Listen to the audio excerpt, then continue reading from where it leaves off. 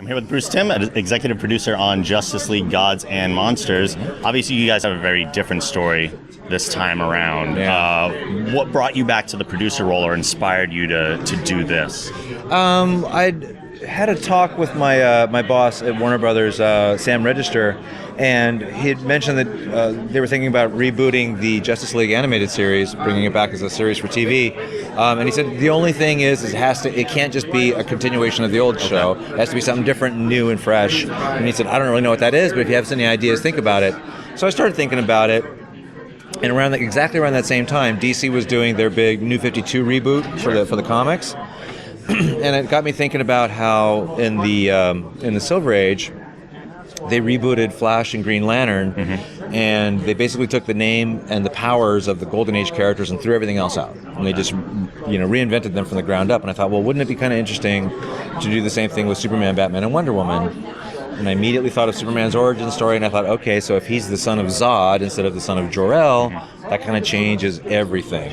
And moved on to Batman, and I thought, well, Batman, he's kind of dressed like a vampire. It'd be kind of cool if he was actually a real vampire. Yeah. So that just kind of informed the entire idea for the entire series, and away we went.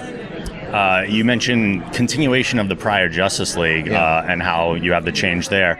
Of all the series that you've created, and some ended abruptly, a little more maybe than before you wanted to. Right. If you could go back and kind of continue and pick up where you left off, is there one that you've kind of always had in mind? I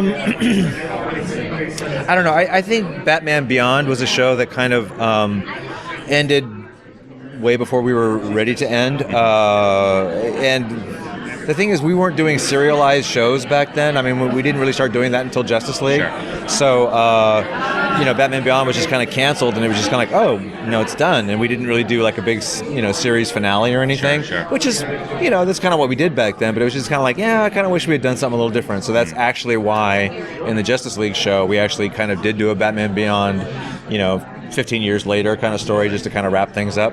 An amazing episode that was, too. I absolutely love Batman Beyond. That's like one of my favorites. Cool. Going forward from this, is this a universe, the one that you've created now, one that you would like to see move forward? Oh, hell yeah. We're already doing, I'm sure you know about the comic book spin-off series. Sure. And we're also we've already done the 3 shorts that have been on Machinima already. And Machinima is actually very deeply interested in doing more shorts. Great.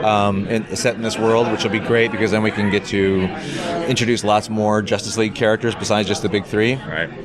So once you open that door, it's like, oh yeah, then we could do this with this character, and then we can mash these 2 characters together, and we can do this, and so it's just kind of endless fun. So yeah, exciting to play in the world. Oh yeah, totally. Yeah. Awesome. Well, I look forward to seeing it. Thank you so much for joining me. Thank you.